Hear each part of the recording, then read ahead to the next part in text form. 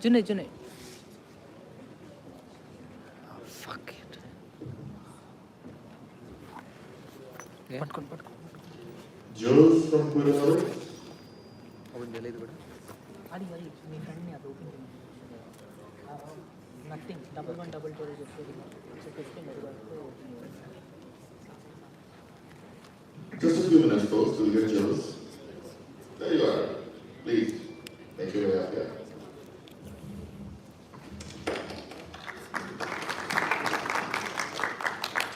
Welcome, folks. I will leave you to the panel. There's some very interesting people, some very good topics of discussion. 2 minutes. Vikram, 2 minutes. Please.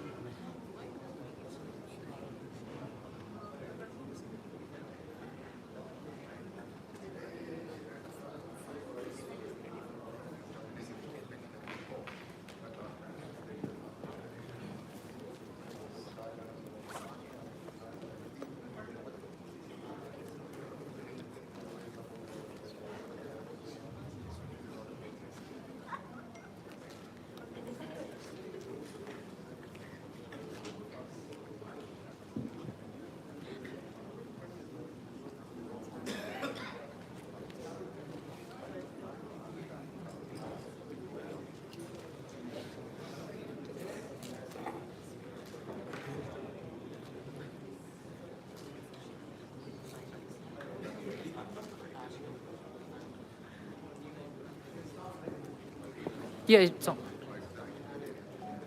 Sure.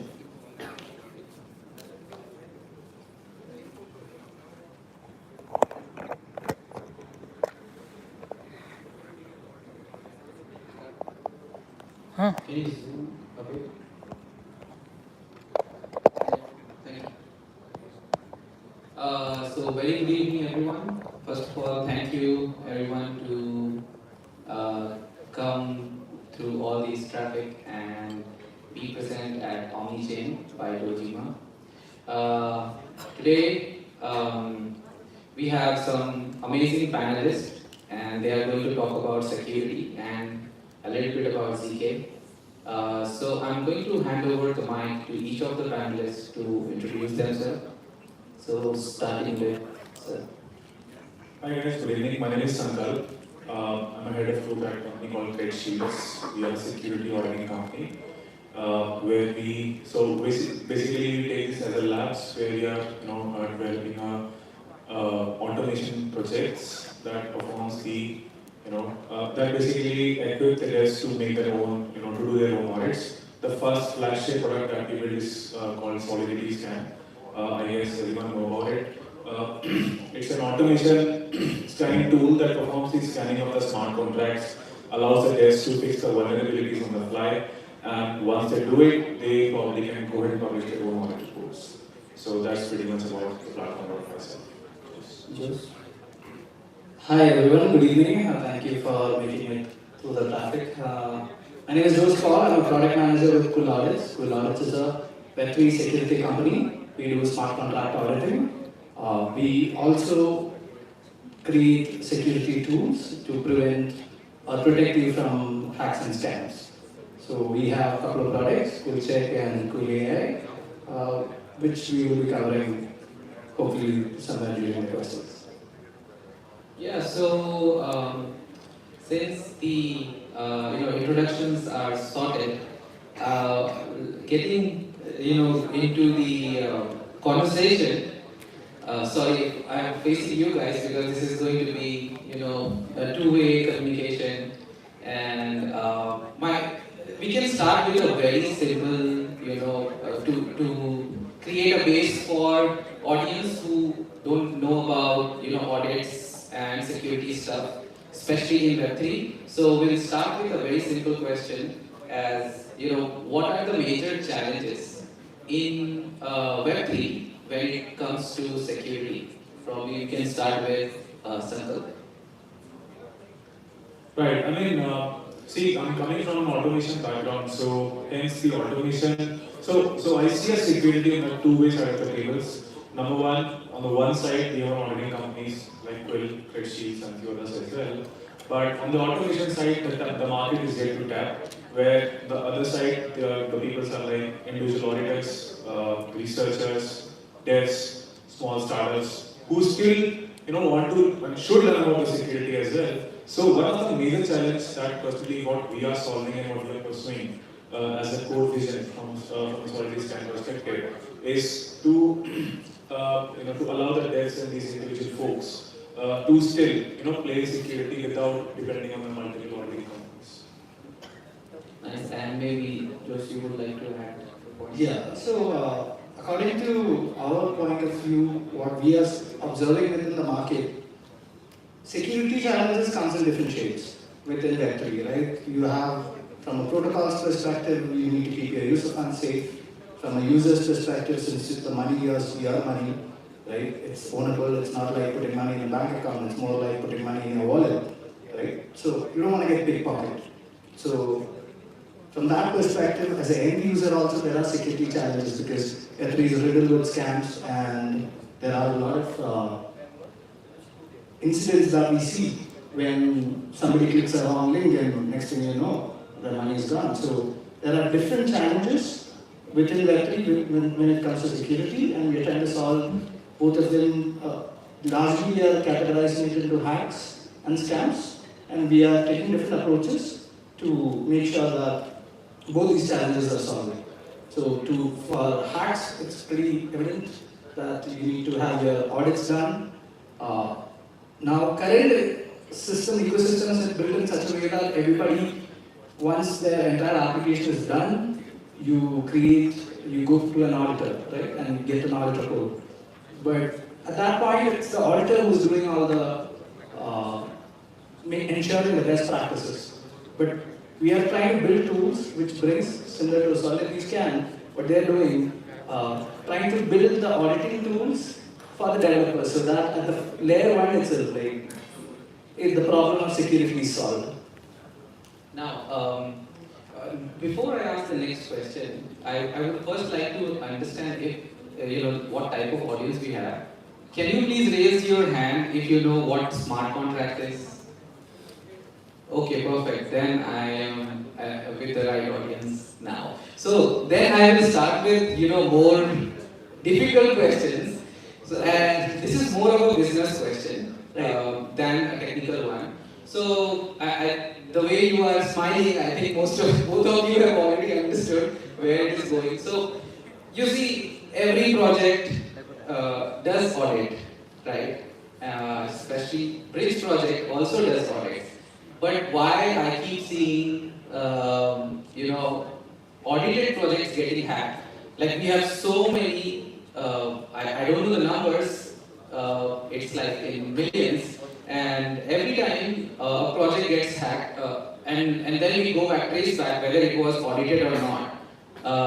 We get to know like it has been audited by most of the famous auditing companies. So as like you both are in this field, so how do you first maybe you can give some enlighten us what goes wrong there, you know what I'm saying, and how it could be prevented, or maybe there are some other approaches can be taken to help secure, Definitely. So I'll take that question first. Yeah, sure. So when it comes to security, right, within Web3 ecosystem, one of the challenges is that there is always a new way to hack things, right? So a bunch of measures are already taken when the audits are done to ensure that most of the known or all of the known attack vectors are covered.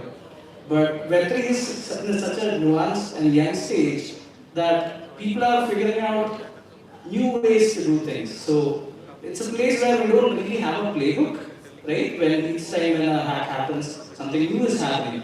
The previous ones have already been plugged in, but something new is happening, right? So at that point, there is a small lag between the innovation in the hacks that are happening and the security practices that are happening, right?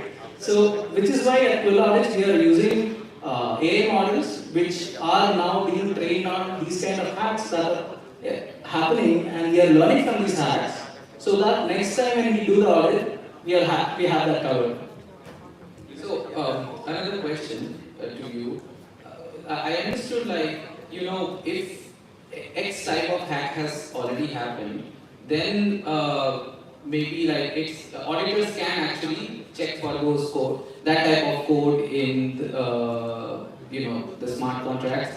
And but how do we ensure that the different other threat vectors that comes in, like whenever like new type of hacks comes in. So what steps we can take, or as a community, to even be more mindful towards it, right? Like as soon as hack happens, something we can build which can immediately let us know that this has can be prevented or stopped as quickly as possible. Because I understand your perspective is that so much new code is being written, new type of design patterns are being developed. So for auditors, it's challenging to audit.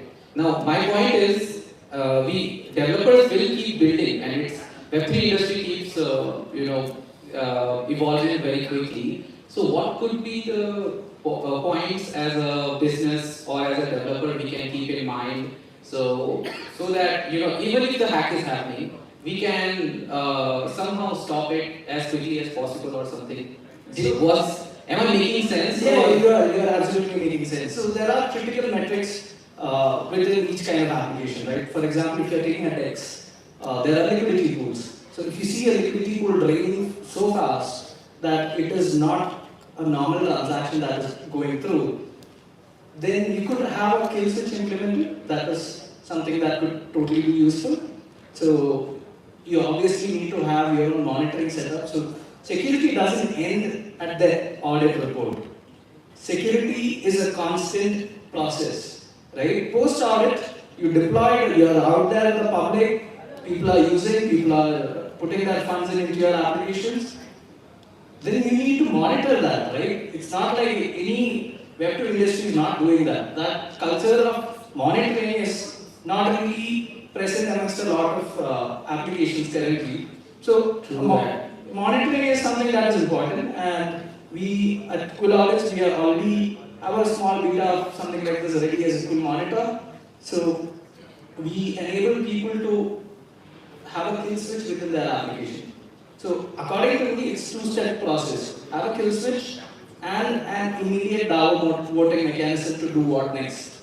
So the community takes the kill switch, passes the protocol when an attack is happening. You can front run an attack by having the appropriate monitoring applications run on your protocol.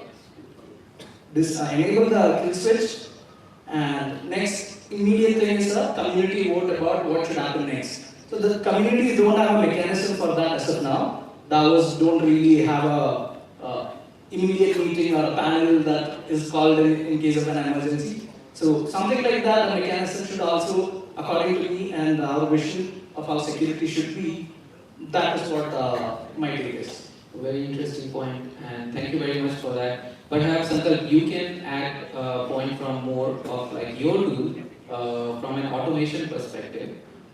So, I mean, the question is twofold. One is existing threats, and the second one is like the new threats keeps coming in, and what are the practices? yeah, so I'll take to the initial part when you asked that, even after audits, the bullets got right? So we need to understand one thing, that audits is a pretty subjective matter here, right? It all depends on how an auditor is reading that code. It all depends on their skill set as well. If they are well equipped with their own, understanding the complete logics of the project, and also about that, what potentially might occur. For example, let's say if a burn function is public, it may be exploitable vulnerability for someone, it may not be for someone else as well, right? So it is always good to do the multiple checks. That's the first part of the question. The second, if you can repeat that. So the second question is like Jose was saying, research is taking at a very fast pace in Web3. This is the reason why you see newer hacks coming in, because the auditors, they don't know about this. So what could be the ways that, on Solidity Scan, for example, you would have implemented something like that, which can enable some sort of monitoring system or any system which can not prevent, but at least stop that as quickly as possible.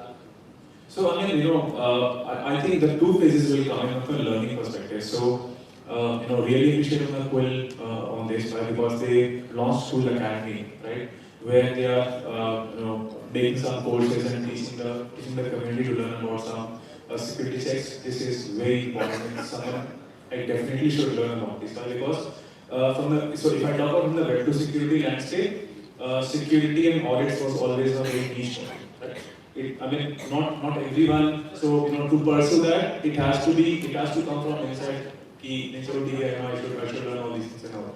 But in Web3, what I've seen is, since there is a community driven, not a stakeholder driven, people are themselves taking initiative to draw some narratives and thoughts for that particular set of crowds, so that whatever knowledge they've earned, it should transfer to multiple years as well. And yeah, I mean, from the Solidity Scan perspective, we have a tool called Quick Scan. It's a sub-product of Solidity Scan. So it's a web pull detector, right? I mean, the vulnerability patterns which are infused in the Solidity Scan main tool, the same is working for the Quick Scan as well. And it's a threat intelligence tool that gives the threat score as well as the security score. As of now, that particular tool is well matured to be put it out as a security layer. People are using it, for example, three chains here already live on Nordic, HPC, and Leaf. So if you go to the Explorers, if you happen to see a smart contract, any random verified smart contract on test and mainnet, you'll be able to see the verified security badge of Solidity Scan over there. Now, someone will want to see the complete vulnerability. They have to be redirected on our website, and the same story will go on. So, summarizing like the points that you both shared is that building new tools to keep looking at what's happening with the pool and getting information in as real time as possible, and then having different types of ways to stop that. For example, Joe said, I really like that actually. Having kill switch, which is not recommended for all. It's not possible for all the protocol because you might understand. We have to let go of the keys, access keys for a liquidity protocol when we launch. So it might not be possible for that. But the other part, which was like a DAO-based decision making, immediately after attack, which has been stopped by a kill switch, sounds like a decent actually design. So now coming to, since I talked about pools and attacks, I want both of you to probably share some of the recent interesting hacks that you saw specifically in the DeFi space. Let's say lending by a borrowing platform or attacks. Maybe we can start with you, Sankalp, and then Josh. Yeah, I mean, so we constantly write some blogs, specifically on those, and then we market it as well, of course, on those hacks where the platform itself has figured out the vulnerability. The last I remember was Shadowfire. I think I'm not able to remember the month when it has happened, but they lost roughly 4.5 million of SDF tokens. USD was roughly $10,000, but so when we scanned the whole the smartphone, their smart contract, we were able to figure out that they made the month something public, so definitely it's going to happen, right? Another I remember, I think, is a very famous. This happened in the end of July. I wanted to figure it out the name again, but it was a very famous hack. We again, research. Scan the whole smart contract and figure out all these vulnerabilities are pretty much public. So that's the one thing. So we consider that blogs. I think Quill also does that. So it's pretty much open and open to review. Maybe just you can share some interesting hacks that you came across with. Yes, the most interesting one lately that has come up with a very audacious hacker, right, was Kaiwasa. So they not only stole $40 million of money, but the guy had the audacity to come and say that give me the protocol, let me run it. Right? Imagine somebody comes to your house, steals the money that is kept in the locker, and tells you, I'll give you half your money back, but write the house in my name. Like the hackers out there are getting really audacious, but a much more prevalent problem that goes undiscussed within DeFi are scam tokens and honeypots.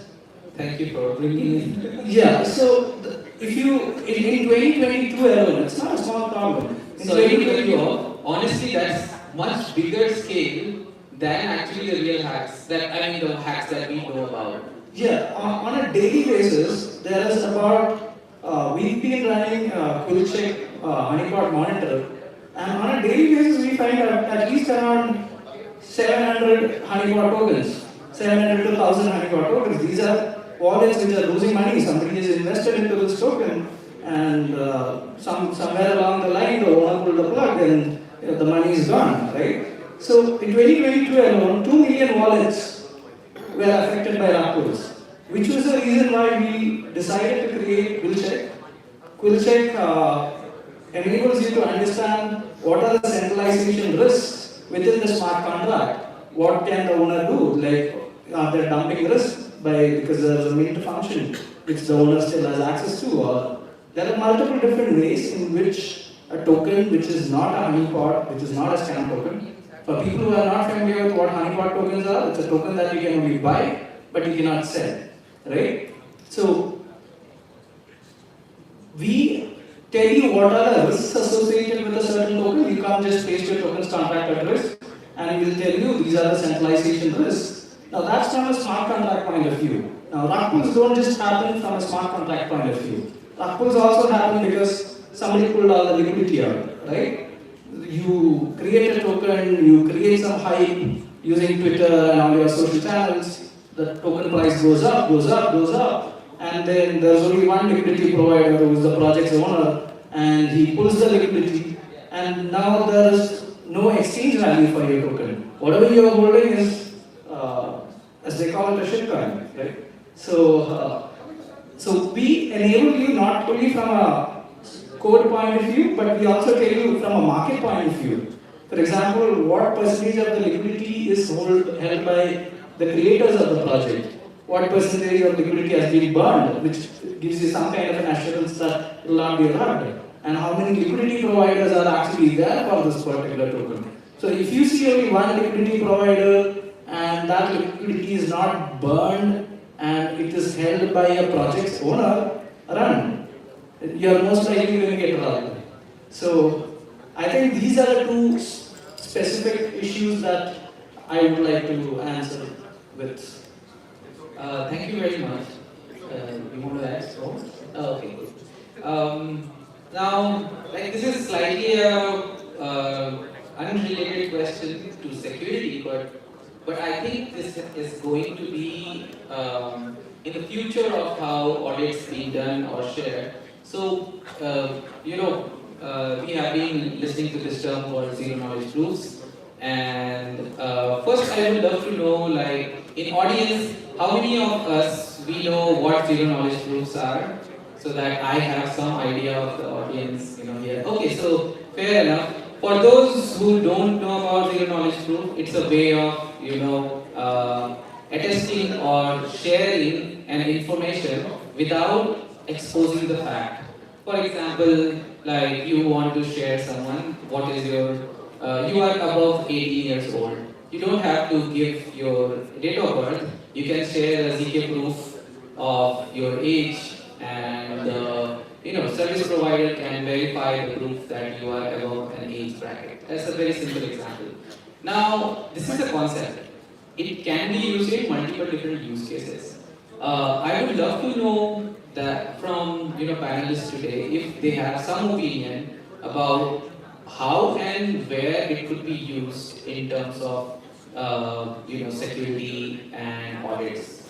Maybe Sankalp. Yeah, so I'm not too eligible to answer the ZK, to be honest, but from Solidity standpoint, or I think Jose might also agree on the statement that security companies essentially work on a smart contract layer, and ZK, probably go on the transaction layer. So even, if I individually talk about the platform which we are building is as of now solving it's not a brainer for us to, if the ZK is coming in the near future, because it's only the reason why, because we're working on a smart contract and we are securing that. So ZK's main essential idea is to scale up the transactions. So that's my take on this. So where does ZK and security come together, right? That is a big question. To be honest, I am not well equipped.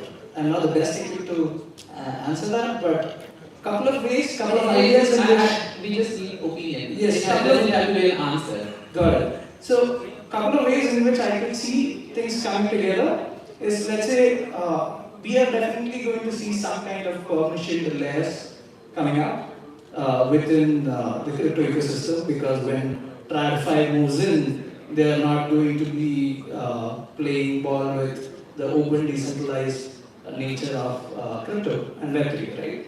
So there are going to be proprietary code that they might not want to open it up to the public, but they still want the public to be assured that this is audited and secure. So that is one place where I think a ZK proof could help, as in when you are interacting with a contract, that we have verified that without even knowing the contract, they are assured that, okay, this is being audited by XYZ, multiple platforms, and yeah, that is one way I see it. But ZK in itself, the large applications that are going to open up. Now, another challenge that's going to come with ZK, to circle back to my earlier point, it opens up a new can of worms, right? So we don't know yet. We haven't seen many high-profile hacks happening. So there will be new security challenges that needs to be solved. So looking forward to it.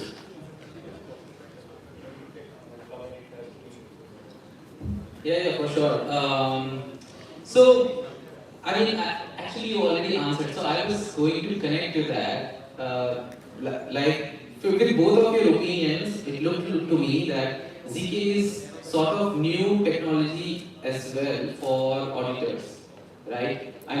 Now the auditors would have to, because codes are getting into production, right? Now ZKVMs are coming in this next market. We will see a lot of these products. So probably auditors will have to prepare themselves to, have an understanding. And the second point that you mentioned is definitely very valid. I also feel where buzzwords like RWA, TradeFi, this is where ZK can also help for auditors as well. So that's it, friends. With these questions, I would love to conclude. I hope you got some knowledge from the panel today about general security problems in DeFi, and I wanted to bring an angle of ZK. So to get an opinion from the auditors and the companies who are working in audit field, that where they see ZK being used in this domain. So thank you very much. My name is Vikram and I'm co-founder at Hypersign ID project. It's similar to Polygon ID, but in Cosmos ecosystem. That's the easiest way for me to explain. And thank you very much. One group. Thank you, Vikram. Thank you, Jules. Thank you, guys. Thank you very much, Shankar. Preetham is here. Thank you for joining. Jules was a very, very nice contender. Spoke very well.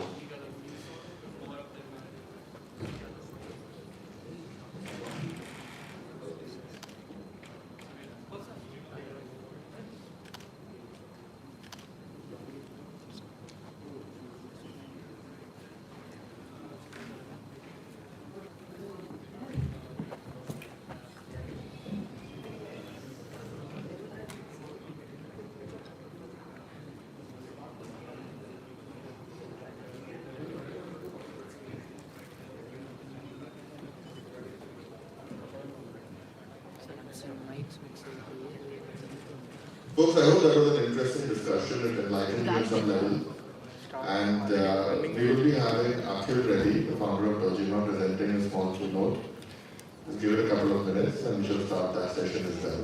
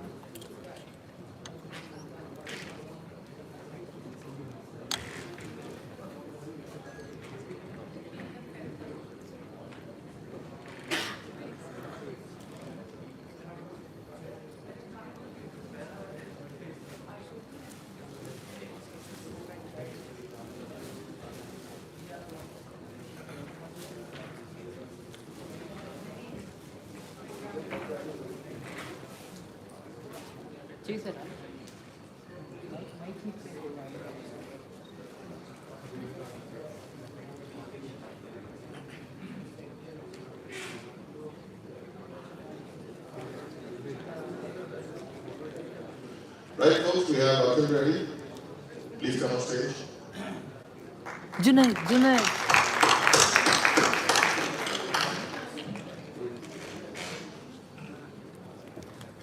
Akhil.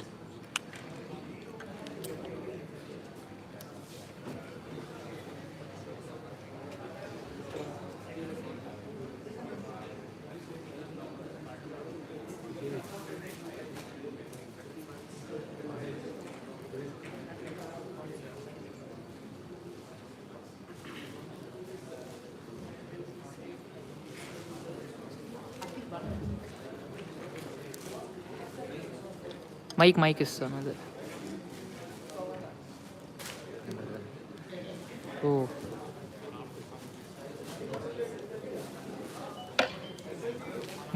ఇది పెట్టుకోండి మీకు podium మొత్తం కావాలి కదా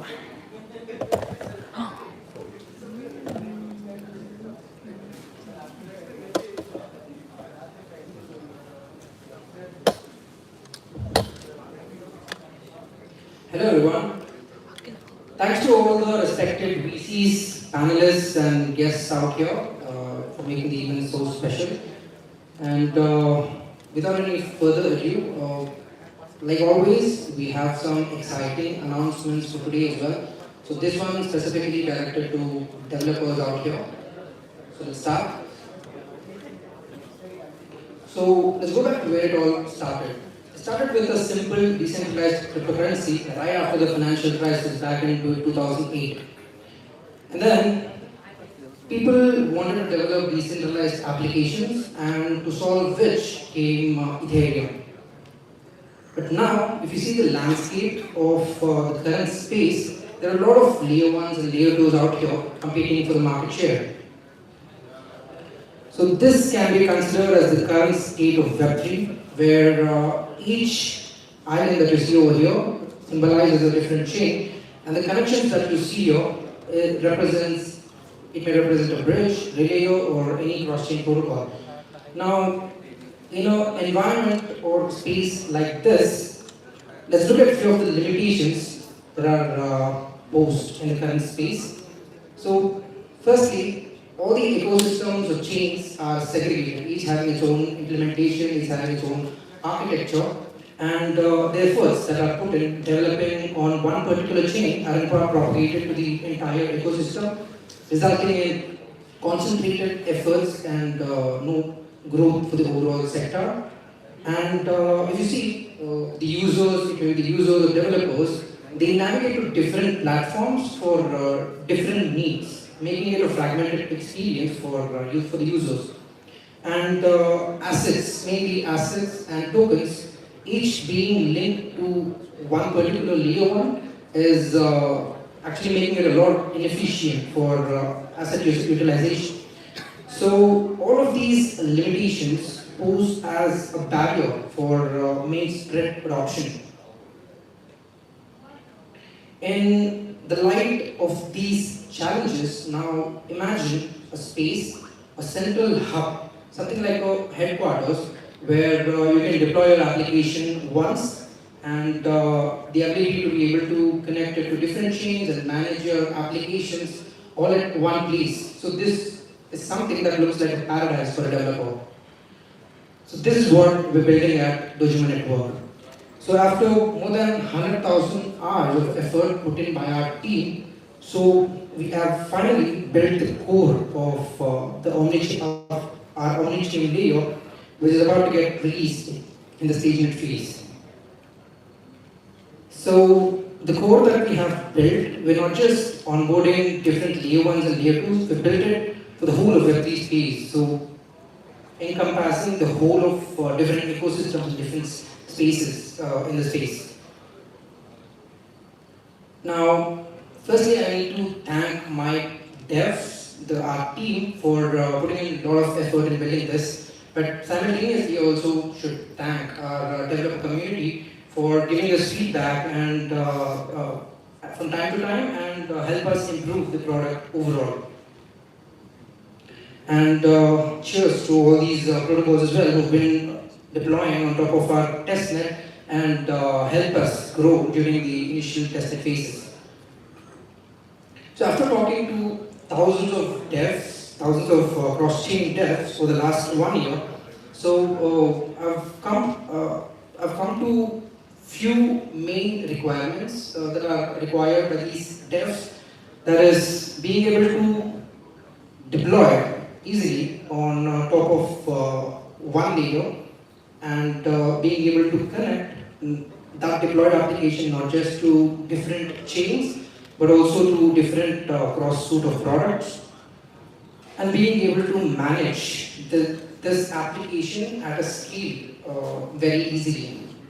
So we recently announced about our product suite, Omnichain product suite in Singapore, in our Singapore event in October. So our product suite enables all of these features and it's a great suite. You guys need to check, and we are putting out a lot of new features this month. We're revamping the entire docs, we're revamping the whole user experience, and our developer dashboard, which was on hold until now, is going to be released by the month end. So yeah, devs, it's going to be exciting times for devs on the Omnichain space. And I've got some exciting announcements specifically directed towards Omnichain developers. So the phase 1 of our Omnichain program, so we have allocated $100,000 worth of funds for building these Omnichain templates on top of our dashboard. So yeah, so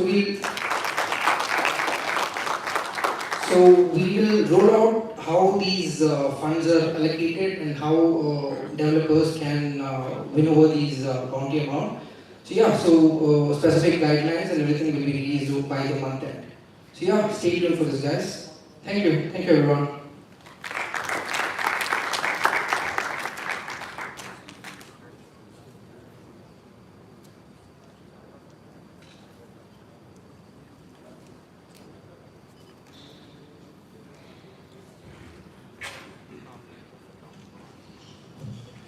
So folks, did you hear about the developer program bounty? It's quite interesting, isn't it? You know how the templates work. You make templates, people reuse them, and then you get a cut of every time somebody uses it, you get a portion of the profit and royalty. It's a pretty interesting concept that has been used in the music industry quite often. Nonetheless, moving on. Thank you, Akhil, for that presentation. We've got another exciting panel for you, which is more towards the venture capitalist side of things. We have Shruti Kohli from BitTruth. We have Nilotpal Native today. We have Sumit Meghani from Blockshift Capital, and JB from Adlumin. We just get the chairs on and you guys can join us on stage. Bring our friend with the chairs on, please. He's outside.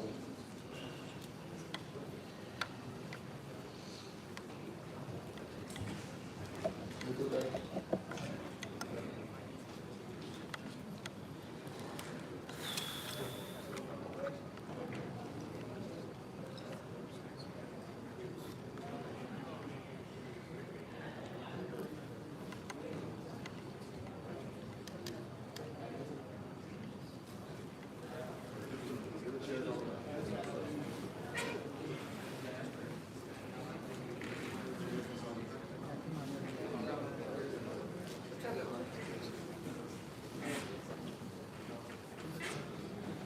ఇటు side రా ఇది help చేయరా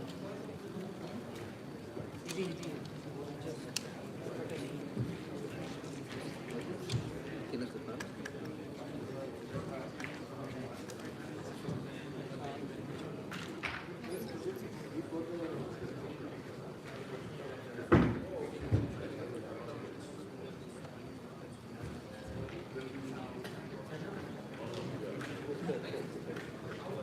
ముగ్గురా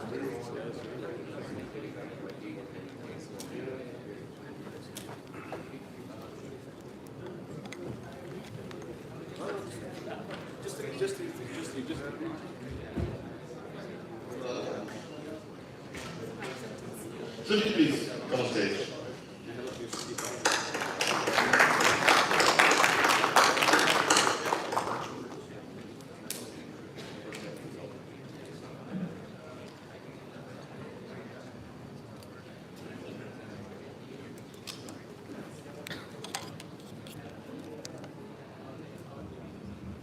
okay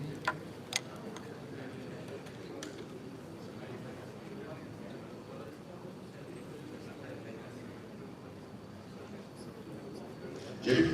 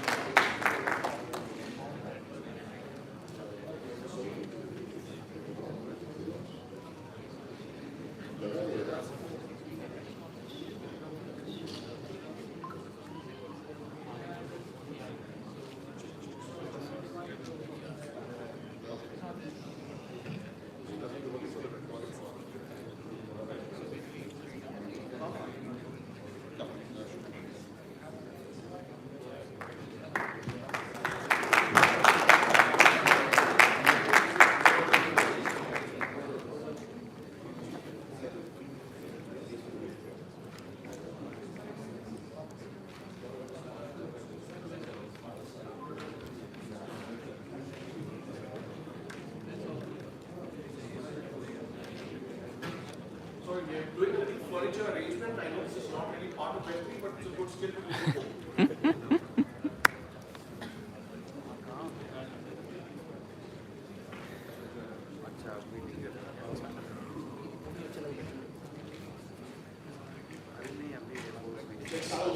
Good evening, everyone. Thank you for being here. I know that this may seem a little out of place. This is, of course, the VC panel, otherwise known as Show Me the Money. That was a joke. You can laugh. You can do a sound test. Ha ha ha. All right. Okay. Great. We have with us here, of course, we have a time, but we have with us here Shruti Kohli. You know her from Bidcrew, as well as Sumit, who is from Blockship Capital, right? If you don't know about it, I'm going to let them speak about it a little. Just brief introductions, a little of your history, so that the people over here who are not familiar with you become familiar with you. Good evening, everyone. Glad to be here, and I really like the spirit. Being like I think after 7 days exhaustive events, we still see people sitting here, so thanks for that. I'm the associate director at Bidcrew. It's a Singaporean exchange, and of course with global operations. And I look after listings. We kind of scout and look at projects on regular basis. Plus, I look at a lot of global collabs. And besides that, we also have our venture arm, which we, of course, help projects well further. Thank you. Yeah, so myself, Sumit, I run a Blockship Capital. It's a liquid investment fund. We do liquid markets as well early stage, but we are really getting you into early stage, but we are focused mostly on liquid investments which are already in the market.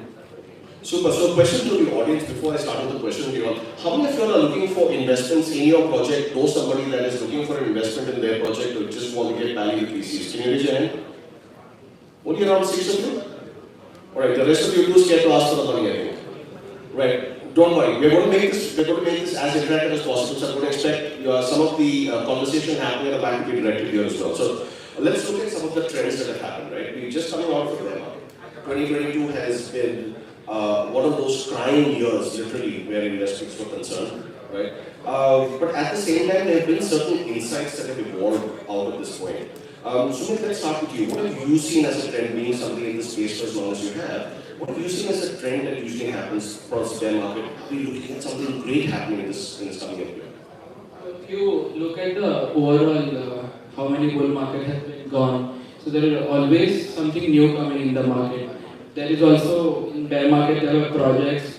In being in bear market did 100x's for a lot of retail investors. Some of the examples are Castra. It's a BFT consensus mechanism blockchain using acrylic consensus mechanism.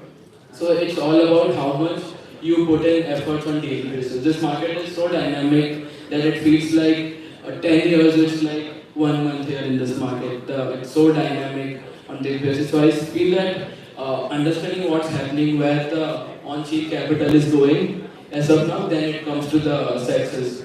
So that's when you become a little bit late. You kind of become exit liquidity for on-chain folks. So being really curious about on-chain, what's happening, and what new things are happening, and what devs are talking about. That's what I feel. Yeah.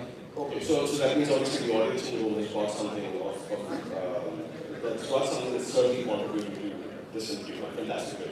Shruti, what about you? What are some of these two topics from your side? So honestly saying, when people talk about bear market and bull market, of course there are market segments. I won't deny that. But at the same time, it has really worked well for certain kind of projects, which I think everyone will agree to that. And somewhere I also felt that that time gave kind of a breather because the speed was going so fast. I think that just helped people to expand their network. So many of people used to ask me that, probably you have no work to do, right? The market is doing bad. I said, no, this is my time to invest and understand what people are building around. And when you talk about trends, what I generally see that this entire year has been all about AI. Significantly, and that AI has actually landed into a vast user adoption. Now, if you look at anybody, everybody is willing to use those tools. So we really can't say that probably the market as such in terms of money was slow, but the market in terms of development on tech side or mass adoption was definitely on the rise. Certainly, and it seems that almost every cycle has a new flavor, right? Yeah. It has to, that's the law of nature, I believe. Unless until you don't see a pullback, how do you innovate and try to bring in something new, which is going to then bring a big bang to everything. Okay, so dialing it back to investments, let's take the perspective of retail investors, let's take the perspective of VCs. Right? Both of these are a different type of investment. Both of these are required for projects for them to work, of course. But at the same time, when it comes to, let's see a little upon the regulation that we are anticipating that's going to come in some which already has been formed. Wild West earlier years, right? Absolutely nothing. What are some of the regulations you're expecting are going to make a difference, at least till the end of 2024? In terms of regulation, as you see in India, there are big exchanges like CoinDCX is a player. So what I feel about regulation in India is that people should be first educated very well about this ecosystem. And regulation for a government perspective is also very hard because this is like you have MetaMask and similar. So you can track everything, but it's a lot of complexity for governments. Governments are not that rapid to take innovate in that sense to understand in depth about how this all works. You can do it certainly till sexes, but what will you do for DeFi? So that's the thing which I think is important to learn. So how you can bring regulation on DeFi? That is, and that doesn't make sense for that. Like there's nothing much left after that if you bring regulation for DeFi. Fair enough. Okay, Shruti. So when I look at regulations, I look at it from 2 points of views. So you have 2 types of stakeholders here. One would be regulation coming within the company or the group of people who are working. And second is of course the government, which we cannot just let go. Right. Over the centuries, over the decades, like I don't know, since the human being started with business, there's always been a central body. And that's essential. Right. You really cannot work, unless until you don't have that center. Now coming to regulation, so where you have government at least giving some kind of clear direction, the first advantage would be that you would have more users coming to adopt this. Right, because immediately you gain a lot of confidence when you know that there is a government backing, because there are still a lot of people who believe that it is essential that whether it's government backed or not, because at the end of the day they may take a point or a decision that they don't support it. And a lot of startups we know had to actually exit the market because of regulatory issues. So that cannot be working in, it cannot be isolated completely. But at the same time, regulations within the industry or within the company that is operating is extremely essential. Because when you have a straight cut, vision or direction in working in terms of regulations, it just makes life easier and gains more confidence. Fair enough. To add to that, I also think that when you have regulations, you have a structure in which things are going to follow, right? It's like this. It's like if you're saying that crypto is in a gray area, but there's 30% tax, that means the remaining 70% is okay, right? That's effectively is what we said. But yet at the same time, you see that we've lost a lot of businessmen, we've lost a lot of business, we've lost a lot of user accounts that originated from here, no matter what the IP says, but have now moved on to other spaces, right? Do you think that we'll be able to see some of that come back in some way? See, in terms if you're talking only about India, in fact, I wanted to add a point when you were saying that is India ready or not.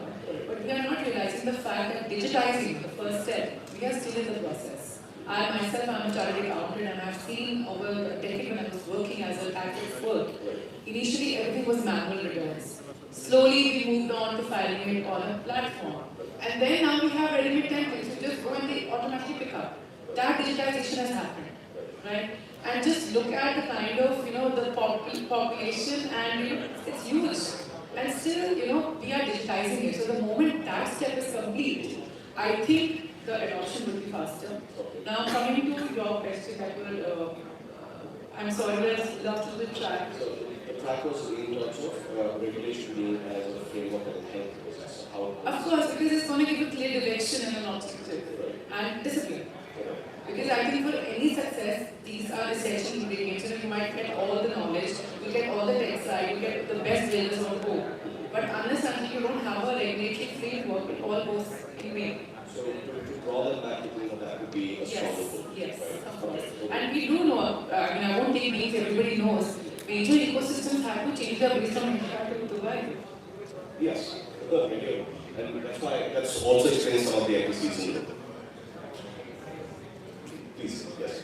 If you see, there are a lot of tech startups in US. Like in US, if you do a lot of like venture funds also, they need to do a lot of bookkeeping.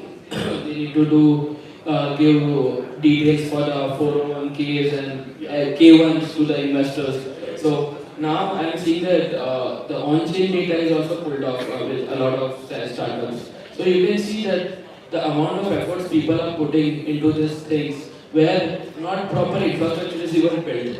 You are putting money in a token where you are seeing future upside, but you don't have a background knowledge. So you see there is some sort of belief and incentivization. Consider this when stock market or any market came like hundreds of years ago. This is something like that without a lot of intermediaries. You can go and deploy a contract, and if you can sell the ideas to a good amount of audience, you can make it big. So in terms of regulations, I think it is picking up. All the governments are trying that.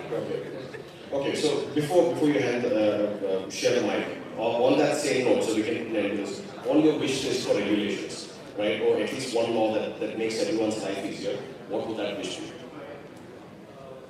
In regulation, I think that government should start supporting this sort of infrastructure in like they have started in the enterprise sector, private blockchains and that. So yeah, that can like a government should start adopting this fast-paced technology. That's what I would feel. Fantastic. Thanks. Shruti, your wishes. Yeah, so I would just want that they should allow them to first start the business of India. I know that fear that people have, that should be the first step, and then at least giving some directions on the tax side. Because I think the moment you bring something within the tax ambit, clearly defined with these three areas, life is easier. Indeed, at least you know the rules of the game, right? People are not scared, if I'm going to do an investment or I'm going to bring in this capital, what is going to be next? The fear of losing money. It is essential to cut across that fear. Indeed. Okay. That being said about regulations, we have an idea about the future being brighter, right? I want to look at now a little more towards where the trend is going to take place in this particular. Let's take a look back first, right? The year has been limited in terms of the numbers with sexes index. We've seen that there's been now fewer companies that are listed, right? Have you seen, what is your perspective from the industry that has been a sort of percentage drop? Just so that we paint a picture to start with to where we are going to go. So I think the maximum drop I saw was in Game5 projects apparently. Okay. I mean, very strange to understand that because again, Game5 already have a huge user base. Right. Right? And they are working something which the common people are looking at. Right. Onboard those Web2 users onto a Web3 platform. But somewhere, I saw a lot of amazing games were being built. But this year they slowed down or they deferred the ICOs, the IOs, everything was significantly delayed. Right. So yeah, that was one sector which I saw a drop vis-a-vis last year. Okay, okay. Sumit, have you noticed something similar, or have you, from a perspective of types of projects that come in for investment, for example?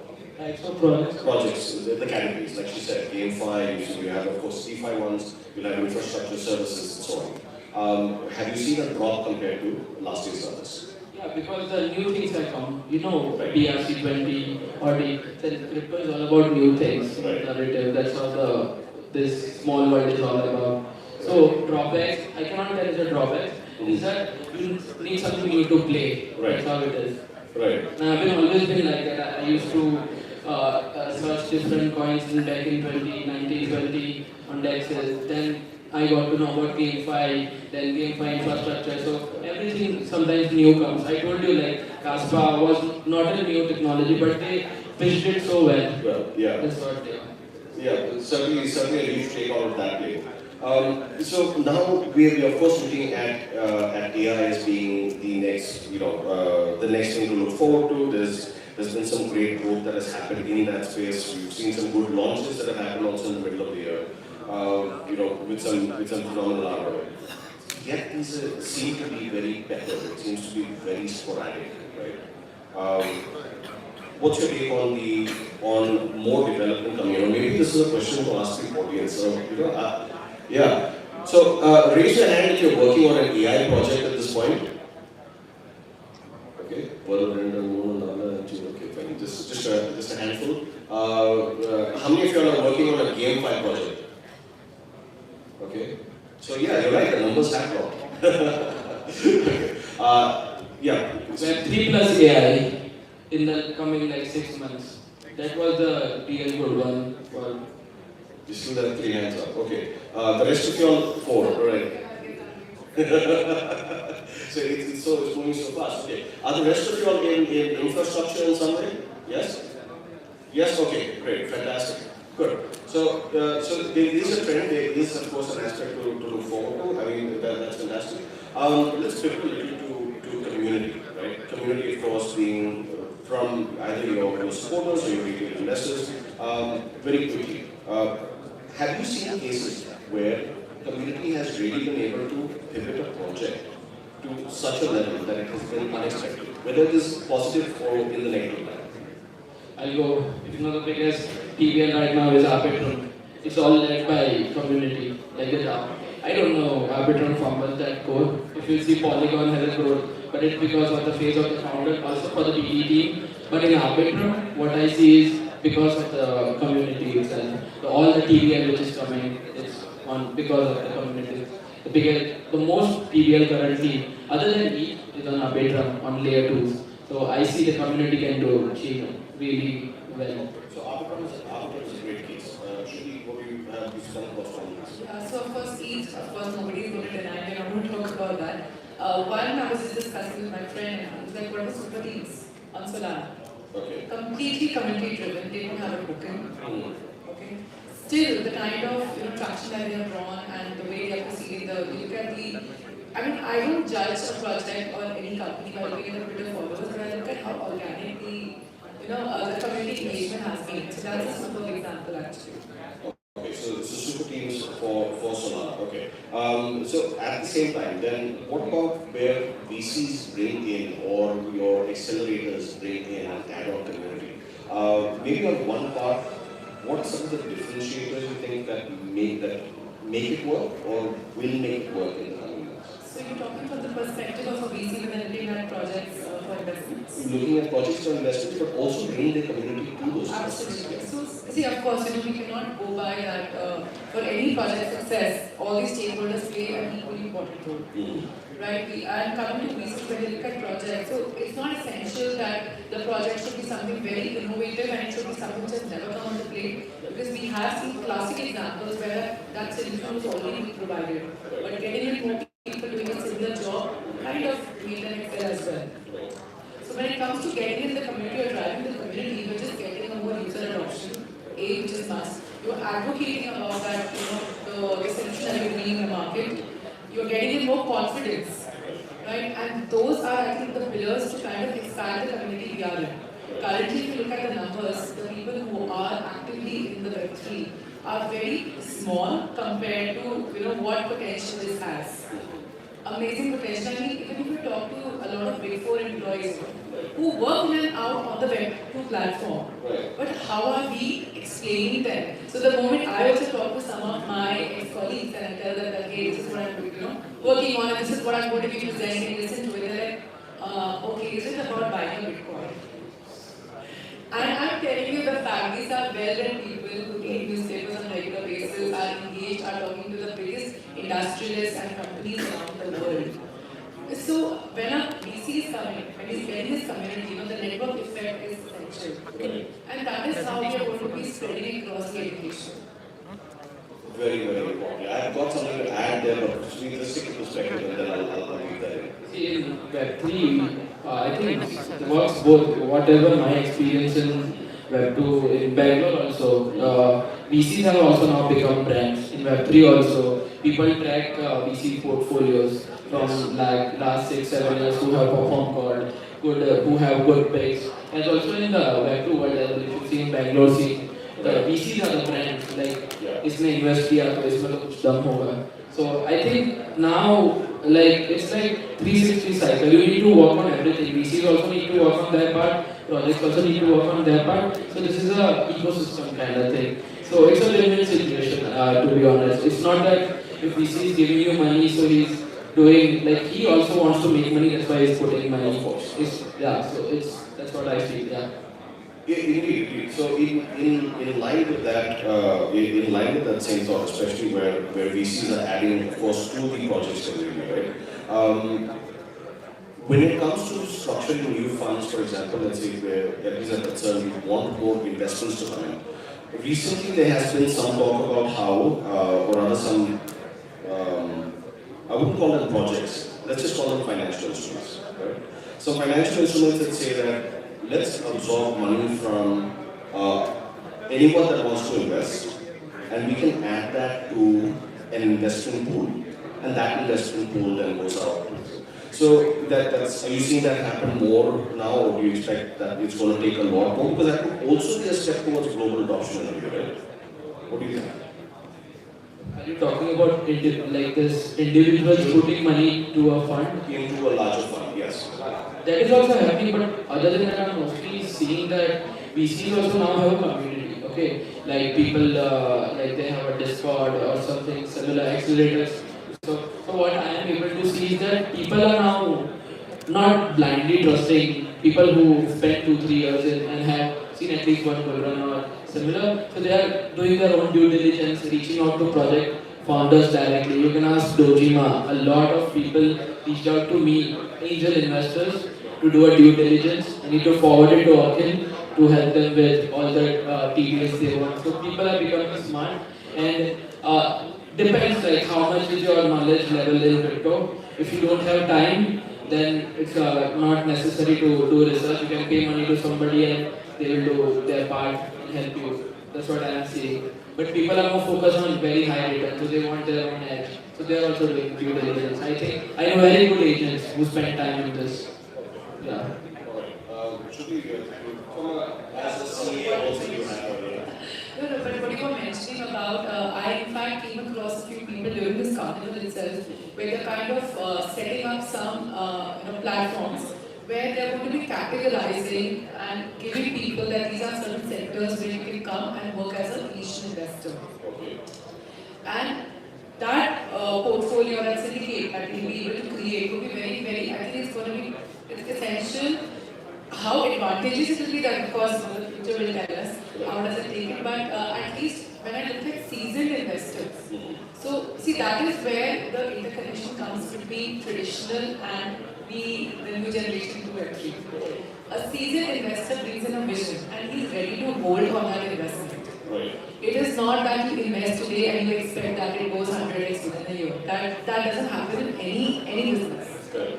Right, so as a seasoned investor, or at least someone coming to that potential to invest, it is volatile and every investment is subject to market risk. I've grown with hearing this ad, so I remember the tagline. So every investment is of course subject to market risk, but a complete due diligence, having understanding reading, and getting in community with that is what is going to help you make a domino effect. I mean, suppose I sit here just say that Excel project is good. I go talk to 10 more people, 10 more people talk to more people. We create that. Fair enough. And that is going to actually be leading to a successful project. Okay, so let's put it this way. And since you said investments are subject to market risk, do you see a time very soon that you'll have a financial instrument where salaried employees can go the same way that an ETF is done, right? Salaried employees, like all of us in this room, would be able to put money into that fund and expect that fund is going to go through this. And I'm talking about fiat. I'm not talking about it being crypto, but they do it in fiat, and then it's invested in the market, and then the returns are back in fiat. That could be one option. Another option could also be where you tie us with a few companies, right? And like we have bonuses, and we have some add-ons. Right. In terms of add-ons, you could get a small portion of investment in a new project. And we all know that how that mechanism works. It could be a situation. So that is over and above your earning or your committed bonuses. Right. But I think if this kind of a model is also coming into place, it might just change the whole way people look at it and how it's going to grow for the projects who are building the websites. Fair. Should you something to add to that? Can you just tell me? Yeah, sure. So I'm looking at it from this perspective, right? Most of us over here, everyone's familiar with Web3. Pretty much everyone's familiar with Web3. Everyone's gone through paying crypto wallet, they've had it, they've got some amount of some stable, they're putting it into investments. I'm talking about the guys who are not. I'm talking about the guys who are saying, salaried employees, I'll put 5,000 maybe per month into a financial instrument. That financial instrument is investing into crypto and getting my returns back the same way that mutual fund is. Like, I think that's pretty hard in that returns in that sense.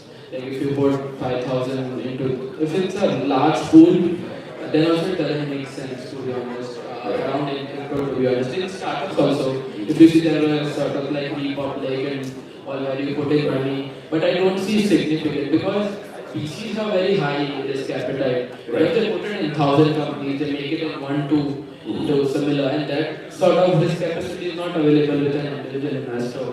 Right. So rather than just people should do an SIP for 25, 30 years and bet, if in India, bet on India's future, to give mega returns, to be honest. That's what I feel.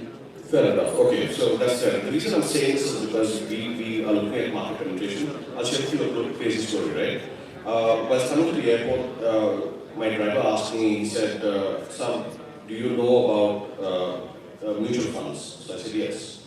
He says, is it a good investment, right? This is somebody earning roughly about 15 to 20,000 more. So I said, yes. He asked me, so what about shares? I said, it's more risky, but you can expect slightly better returns, right? And then he asked me something where my jaw hit the floor. He asked me, so what about crypto? Now let me give you a background about this driver. This driver is from Bihar. His house is 60 kilometers away from the nearest airport, right? I don't think it's a tier 1, tier 2. I don't think there's a tier invented yet for the village that he's in. But he's asking this question because there is somebody in his village who is asking them that here's a financial instrument, give me 5,000 rupees, every month we will give you 500 back, right? And we're going to be investing it into crypto. What eventually happens, we don't know, but this is the scheme that it is. Now, whether they are, I haven't been able to validate that. But I wouldn't be surprised if this is happening in spaces and villages across India that we are not aware of. Is that something that you see is going on, or something that has any signals that come up from somewhere? I just want to know if it's a shared experience. Now, if it's not, then guys, you've heard it here first on the VC panel at Dojima. Educate, talk to people about crypto. We have to go for global adoption, just in the right way, right? So that being said, very quickly to wrap up this particular panel, your vision over the next, let's say the next couple of years, where the crypto space is concerned, what you're looking forward to. We've already discussed it before, so let's say that I'm happy. Yeah, so of course, this is going to stay for sure. So please feel free to build, and people are looking for investment opportunities, feel free to invest. When you look at sectors which I feel like would be would be required, would be growing, one could be privacy protocols, because that is again going to just help in building more confidence and security. Second, I feel it's interoperability, because you see so many L1s, L2s being built. People are building their own blockchains, now building the interoperability among them. That would be another sector which I'm very excited to see and how this is going to turn out. Super. Okay. Thank you. Yeah, I think I'm all in crypto for coming 2 years. After that also, I also don't have a core idea what will happen when the bulk institutional capital comes in. Then I think moving prices like this would be difficult. That's what I'm feeling. So yeah, I'm all in for 2 years. After that, I also don't know what will happen. Okay, so that's I think that's a signal for his exit strategy. More than one. So for us at AdRoo, where we take projects from zero to IDO, our focus is very clear. Any kind of projects that are that have strong fundamentals, a solid team, right, is investable. Because like you said before, the vision is what it is. So if you're a building and you'll have vision and you'll have the right team put together, the future looks very bright. Crypto is here to stay, we all know that. Not just the technology, but even the investment. And trust me, so long as there's investment, there's always technology following. That being said, thank you so very much, Shruti, for being here. Lovely to have met the two of you in person for the first time. And especially thanks to Dojima and the team here, and especially Junaid for getting us on this panel. Thank you very much, audience, as well. I would have appreciated some more laughter, but I'll settle for applause. One group thing. Thank you, Jamie. That was very well conducted. Shruti, so thank you for being on here with us. Folks, we are having a separate panel now, and dinner will be served at 9:30. So just hold your horses. Preparations are on the way. We have one more panel, then just introduce the speakers to you. Thank you, guys. Yeah.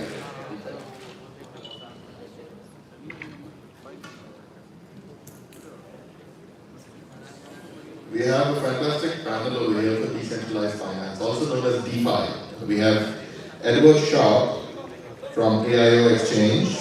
Edward, please come.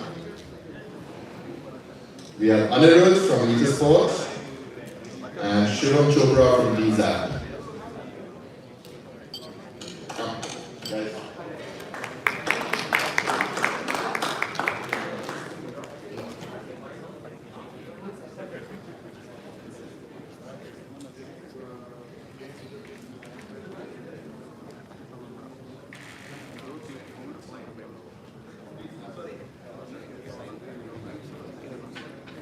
This is for the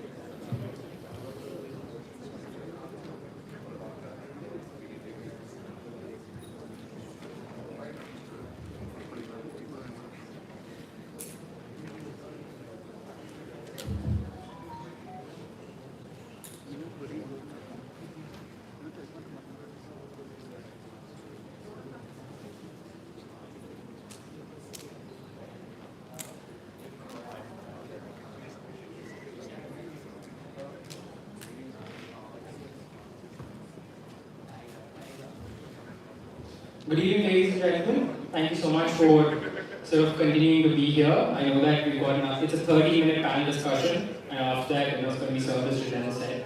So it's going to be a great conversation. We've got Shivam and Edward here. So the topic for the conversation is we're going to be discussing a bunch of interesting things about DeFi itself, right? I'm sure most of you here have in one way or another, either in the earlier cycle or even now, you might have heard of DeFi or you might have participated in DeFi, right? So I'm pretty sure it's going to be a very relatable and a very informative session going forward. Before we get started, a quick round of introductions. Probably Shivam, we can start with you. Thanks, Ani, and thanks Vinay for inviting me here.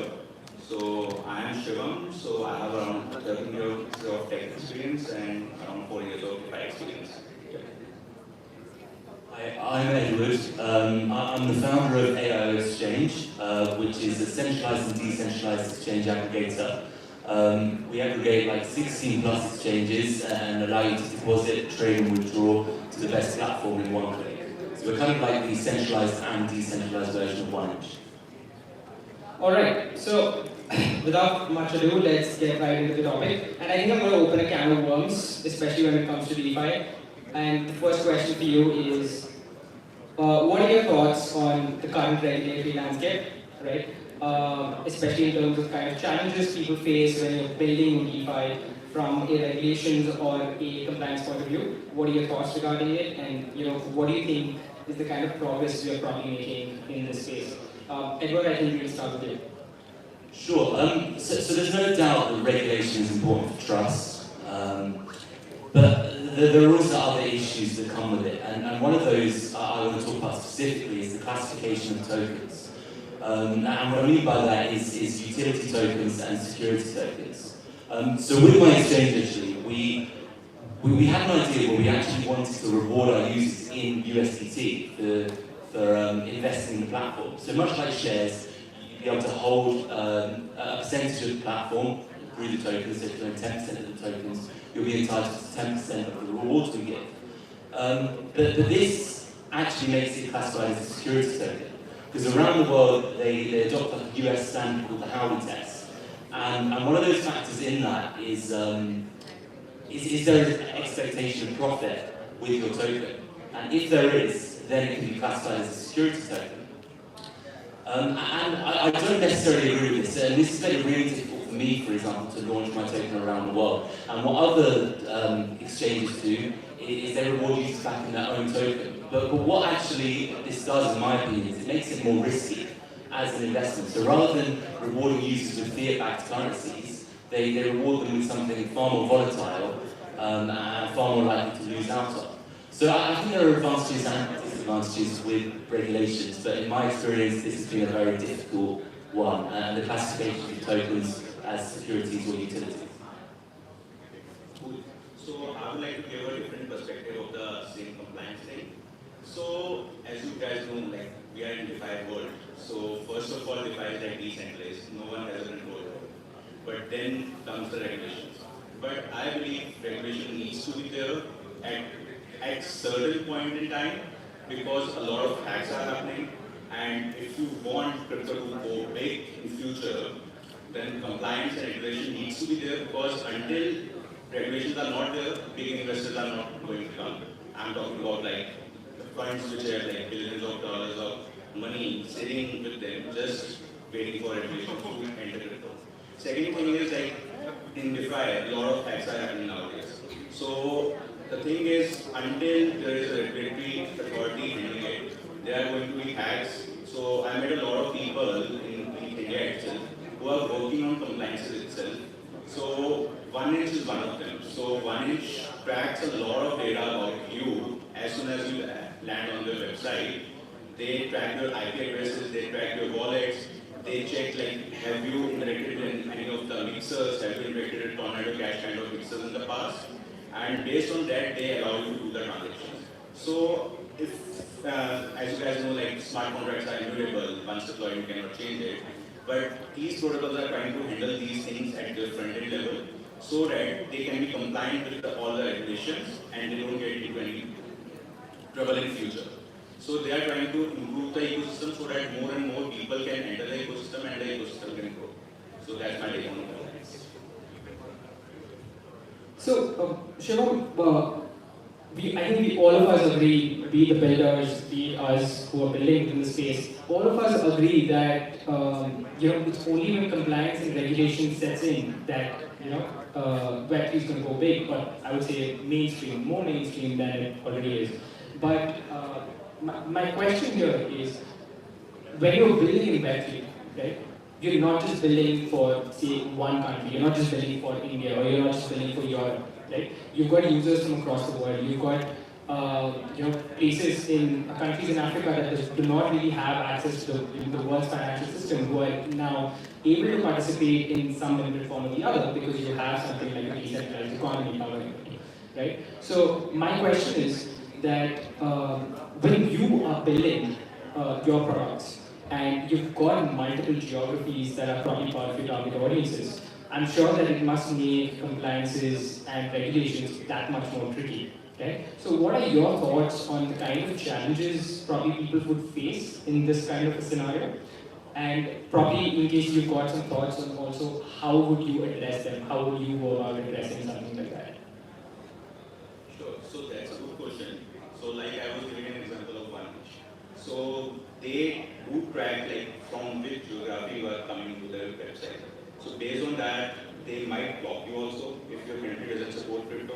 And a lot of other websites are also doing that. I get blocked on a lot of websites. They like, we are not available in your country. And as of now, we don't have any kind of, so at these apps, we don't have any kind of these things. But going forward, if you are becoming big, like other protocols, Aave, Compound, 1inch, then you have to apply all these compliances in place. That avoids a lot of trouble for the protocol itself in future. And the thing is, like, we call it decentralized, and DeFi itself is like decentralized finance. But at the core of everything, everything is kind of centralized also. Only the smart contracts are decentralized. The front end is centralized, it's hosted on some hosting provider, the backend is centralized. Of course, IPFS is there, but at the end of the day, a lot of things are centralized and are controlled by these entities. So, yeah, I believe we have to track the user from where they are coming. We have to see what are the compliances of that country, and we have to adhere to those compliances. Edward, any thoughts? Yeah, I mean, it is incredibly difficult, especially for small companies now, especially with the new European regulations coming out. And I think what we're finding actually is companies are actually incorporating tax havens like Belize, Cayman Islands, countries like this, and they're not actually getting regulated until they get big. But like what you said regarding 1inch, and yeah, it does need to change for sure. So, I think, Shivam, you raised a great point a little earlier in terms of saying that it's not truly decentralized yet, right? Even the most decentralized protocols are not completely decentralized because they've still got centralized elements like servers and hosting, the front end, which is, there are people working on decentralizing different aspects of this, but apart from the smart contracts and the on-chain stuff, I think there's not much that is currently decentralized. So probably this question would pertain to more on that aspect, the security aspect, right? So what do you think is the importance, especially when you're building DeFi products, of getting your smart contracts audited, right? And also the kind of infrastructure that you're incorporating into building a product around your contracts and around your offering itself. How would you go about it? What are your thoughts on that? Probably, Shivam, we'll start with you, and then Edward, I also want your thoughts on that. Sure. So as we are talking about audits, so I will come to audits later on. So the very first security aspect starts when you write the first line of smart contract code. So I've been writing smart contract code since last 4 or 5 years now. So the very first thing is you have to test the contracts yourself. And it's not, I'm not talking about manual testing. You have to write automation tests so that each and every line of your code is audited. Oh, sorry, tested. So the thing is, like in our contracts, we have a test coverage of 99% plus. So each and every line of our code is test covered. Then our QA test the code base, manual. Then it comes back, and then it goes to audit. So, like in my career, I have maybe 20 plus contracts I have audited. I have audited and I have got audited also. So the thing is, like, most of the time auditors are not able to find stuff in our contract because we have our self-automated automation testing we have done for our contract. So that is first thing. Second thing is, of course, audits are important. First thing is, even if you miss something, auditors are thinking from a different perspective. You might have a bias about your code, but they won't have. And last but not least, they have the right tool set to test your contracts. But nowadays, even audited contracts are getting hacked. Cyberstuff was like the latest example. We in the solidity community, we are calling him like the godfather hacker because the kind of hack he has done, that was kind of next to impossible. That is one thing. But there are the auditors coming into the picture. I believe even one audit is not enough nowadays. So first you should get your contract audited, then get it audited community audited. So like currently we are dealing with Quill Hire and they are doing community audit for us. So I believe you need at least 2 levels of audits nowadays. Yeah, I think smart contract auditing is important. I am actually a centralized exchange, so we haven't actually had any auditing. But it definitely doesn't guarantee that your system is safe and secure, like what you said with Kyber Swap. And it's also important to note the benefits to the auditor and the benefits to the hacker as well. So you'd be paying, say, $50,000, maybe less, maybe more, to an auditor, whereas the benefit for someone that would actually hack into your system could be $50, $60 million.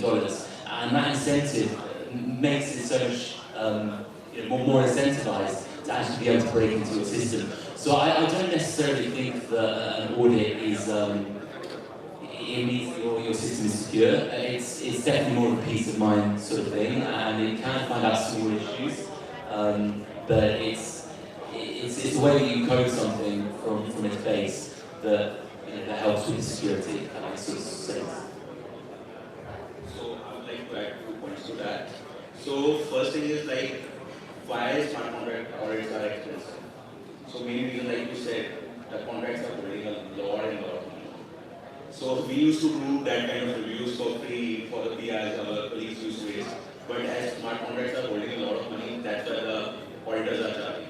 Second thing, another thing which a protocol can do for the security of their protocol is they can come up with bounty programs. So that is something which can help. So find that hackers can come, find bugs, report it, the protocol can fix it, and give them bounty. So that is another way to come up with the issues with smart contracts. Do you worry that if someone finds a big enough bug bounty, rather than report it, they may actually utilize the hack and steal the money? That is recommended to any base if they are able to find an issue. So I'm talking about bounties from Whitewater's perspective. Actually, I think it's a great point in terms of a hacker can, if they find a bug, then they can either exploit it or they can report it, right? So I think in the end, one of the things that also probably, this is my thought on this, that probably, would get somebody to report it rather than exploit it is you also get a lot of good reputation which is associated with you finding a bug, reporting it, and delivering value to one of the, any entity within the Web3 ecosystem. I mean, the ethos of Web3 is to work together. It is composability, right? We all work together so that we flourish together. And that's the whole point. So, I think on that note, I would also like to sort of understand a little better. Compared to, say, 2019, 2020, and 2021, towards the end of the bull run, after a host of disasters that have struck us, we have gotten better. We have better audits. We have better security practices in place, right? We have, as you said, boundary programs. We have a lot of different ways in which we are trying to cover our bases. So my question here, I think, Edward, you'll be able to also comment on this a lot better, is within Web3, we don't just have folks who are decentralized players. We have centralized exchanges as well, which are interacting with on-chain assets and also participating in the Web3 ecosystem in a big manner. So how would you suggest that, for, let's say somebody building a decentralized product, it's very simple. You need to get your smart contracts audited. As Shivam has mentioned, probably at least 2 layers of audits is a good practice to have. What would your approach to security be, given that you're a centralized player in the decentralized space?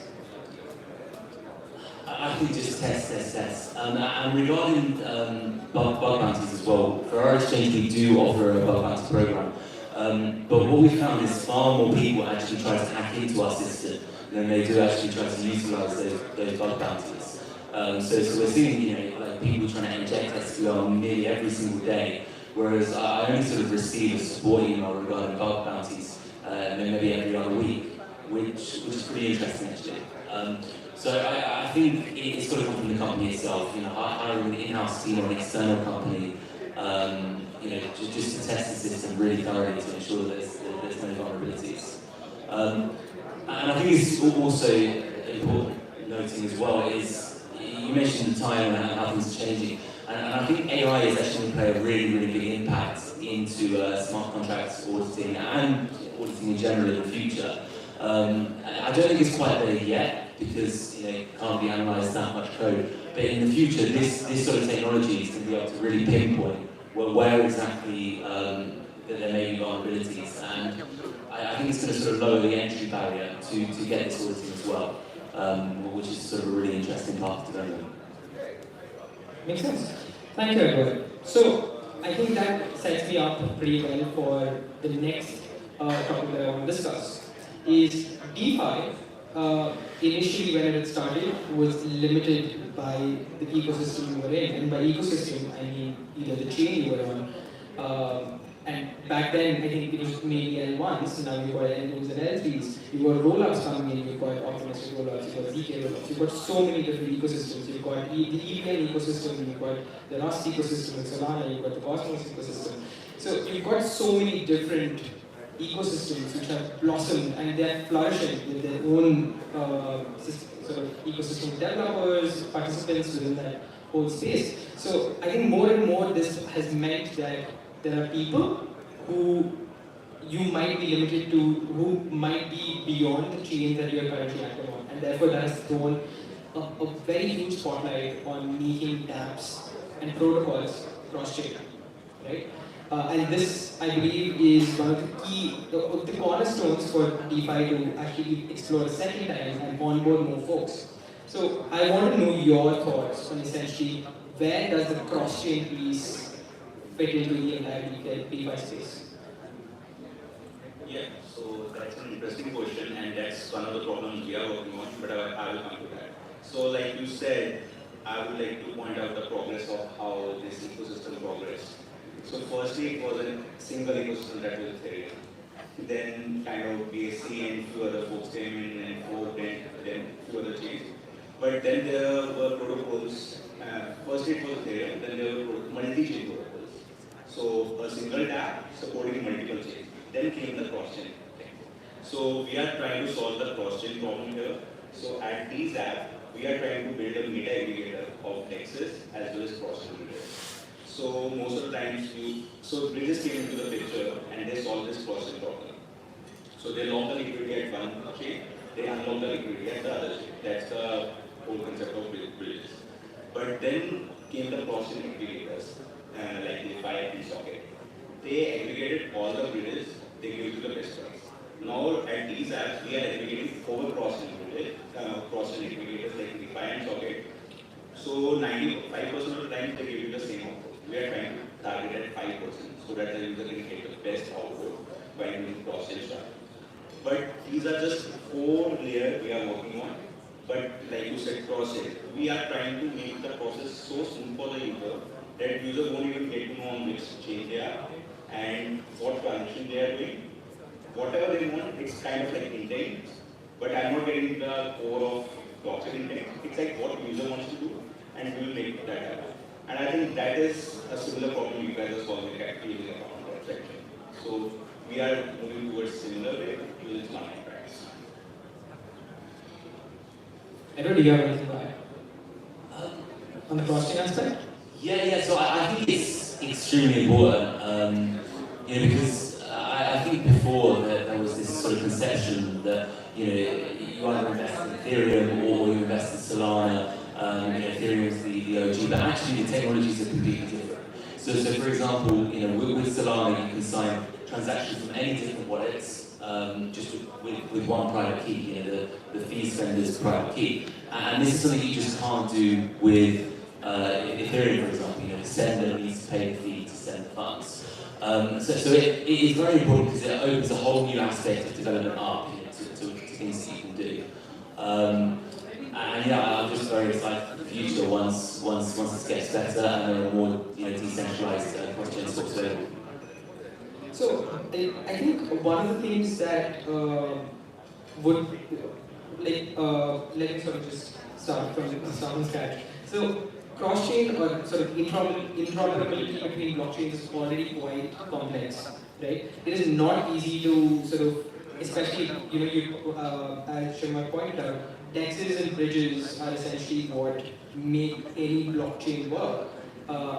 Especially because they're involved in transfer of value, and bridges more so because they are sort of the foundation on which blockchains communicate with each other, especially in terms of value, right? And it's also one of the biggest vulnerabilities that have been exploited in the past few years as well. So I think one of the things that also probably needs to be solved for is how can we make this easy, right?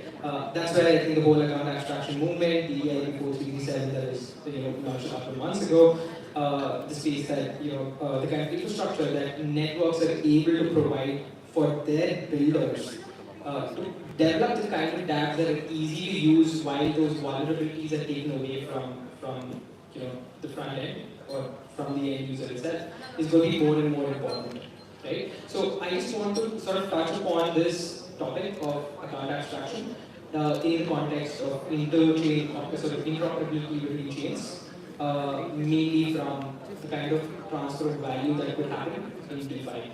How is it that dApps can build, cross-chain dApps that are more secure, but can also work across different chains without there being too much friction between the fact that they are optimism or polygon.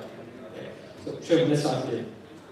Sure. So like you said, you guys are doing the same thing, right? So I would like to ask you what kind of bridges you are using for the cross-chain project. So we've got multiple bridges that we've integrated. So we've got essentially an SDK, which is made available to all of the builders, anyone who's building a protocol project, whatever. And in the backend, we have a few DEXs and a few bridges which are integrated. But we also work with partners like DeFi, as you mentioned, who's a bridge aggregator. We work with one, the DEX aggregator, and that's also made available to our customers. Sure. So that's about it. So like you said, you are using DeFi is a bridge aggregator, first of all. DeFi might give you a result based on best output, but the best output might be Stargate. Stargate takes up to 20 minutes for the transaction. So the thing is like there are more than 100 bridges in the market right now, and there are only few of them which are able to solve the core problem, that is the time taken for the cross-chain bridge or cross-chain token execution. So most of the bridges take like 4 to 5 minutes, but you are taking a few seconds. And we as a team have worked on bridges in the past. You don't need to take 5 minutes, 20 minutes for a cross-chain bridge. As a technology, as a solidity and front-end interactions, you can create your own optimization layers, you can observe to the events, and you can just unlock as soon as you get the event. So I believe that layer needs to improve to be a real omni-chain DApp. So that needs to be cracked, and that is still a pain point. I believe more protocols will solve that in the future. So, Edward, in fact, a question to you as well. Especially when it comes to onboarding new users, right? Centralized exchanges have always been a huge part of that, right? You had Binance, you had, in fact, the Indian origin Bazirex, which was super critical in the bull run that happened, which onboarded users into Web3. My funds are locked up on Bazirex as well, but do some trading, right? So the centralized exchanges essentially play a huge role. In fact, my journey when I started off in Web3 was I started investing through a centralized exchange, and that's when I started having the courage to even interact with decentralized products. And that's when I started interacting with the protocols, the DEXs, and so on and so forth. So the point that I'm trying to make here is centralized exchanges play a huge part of essentially centralized entities that interact with the Web3 space, and more so importantly DeFi, because you're onboarding more people in something that's super financial, super valuable, right? So I want to, this is an open question to both of you. How is it that we can start getting more and more people comfortable with DeFi, right? How is it that we can onboard more users? And do you have any sort of tips or any suggestions for the kind of products that should ideally be built out to sort of further bolster participation within DeFi itself? So probably everyone can start with Do you mean new users from the outset going directly to decentralized? I think that this is a little bit difficult actually, because there's quite a bit of trust in centralized exchanges, and I know there shouldn't be, because there should obviously be more trust in decentralized exchanges because you're not relying on anyone. But it is what's known. People know what Binance is, and I imagine if you say to a brand new user what's Uniswap, they may not actually know, even though how big it actually is. And there's also the aspect of trading instantly as well. And that's something you can do on centralized exchanges, and it's not something you can do on decentralized exchanges. And it's currently known when you go on a stock exchange. Centralized exchanges are a lot more familiar. It's a lot more understandable for those people who trade traditional finance instruments. So and I don't actually necessarily think there's an issue with that. I don't see why people need to go directly to decentralized exchanges. And on the other hand, it's not just advantages to users as well that are onboarding. It's also to token projects as well. So token projects that have initially launched or are looking to increase their market cap and volume, they often actually launch on centralized exchanges first, because it's extremely difficult to maintain liquidity on a decentralized exchange as a very small token. So what you see then is more of these small tokens come to centralized exchanges to launch. And one of the key things about that is, on decentralized exchanges, anyone can list a token. There can be honeypots, there can be scams, and in that respect, there is more trust in centralized exchanges, because every single token that's listed on Binance, KuCoin, Coinbase, Bitfinex, you name it, has had some sort of audit happen. For example, I was speaking to one of my friends the other day. They said they started investing through Uniswap, that they saw an advert out there on their Twitter, and it was a honeypot, so they could only buy and not sell. And this sort of issue you just would never have on a centralized exchange. And while I really respect decentralized exchanges, probably more than centralized exchanges, I think it's actually pretty good that people use centralized exchanges first. And at the end of the day, when they're going to deposit money, fiat money, that's a centralized process anyway. So it's not like it can remove the whole onboarding process anyway. So yeah, that's my thoughts. Yeah, so I think Andrew has covered it in a good way. So one point that he has covered is like either you have to enter crypto or exit crypto, you have to do it through a centralized exchange first of all. So I think he has covered most of the points. Few points which I would like to add is it's still a far-fetched dream to see more users into DeFi. Main reason is the onboarding. I'm not talking about centralized or decentralized. The tooling needs to be improved. Like you guys are working on AA. MetaMask is not that user friendly. And the thing is like you lose your keys, you lose everything. So I was just discussing with one of my friends today, and we were discussing about RWAs. And we were discussing like you might have your house key on an NFT. But what if your account gets privately gets stolen? Your house is gone. So a lot of things like social logins, a lot of these things will make the onboarding process way easier for the user. But where it goes against centralizing the KYC. Most of the crypto native, I won't call by crypto native, I would say retail, who's entering right now. But people who are into crypto since last few years, they usually avoid centralized exchange, and the main reason is KYC. And like we were discussing compliance and regulations, government is getting serious. They are targeting these people, they get to know how much they are earning. And that is one of the reasons most of the people don't even touch centralized exchanges, and they prefer to stay on decentralized exchanges. Another thing is, if you talk about crypto, I was talking to one of my gym friends and we were talking about stocks, and he was like, it's gambling. And when we talk about crypto and a lot of viewers, people consider it as a taboo. So it will take time to overcome all these things. Leave out crypto, like people consider stocks as gambling, so it will take few years, but by the time the opportunity will happen. Out of interest, could you clarify what you mean when you say about the KYC part? Because with decentralized exchanges as well, presumably you're going to have to do the KYC in order to get the money into your wallet in the first place. So what way do you mean they sort of avoid the KYC? Yeah, so the thing is, we are talking about retail. So if retail comes, they will come to centralized exchange. They would like their funds to store on centralized exchange. They don't want to take care of their private keys. But I am talking about crypto native or crypto DJs who are already in the ecosystem since last few years.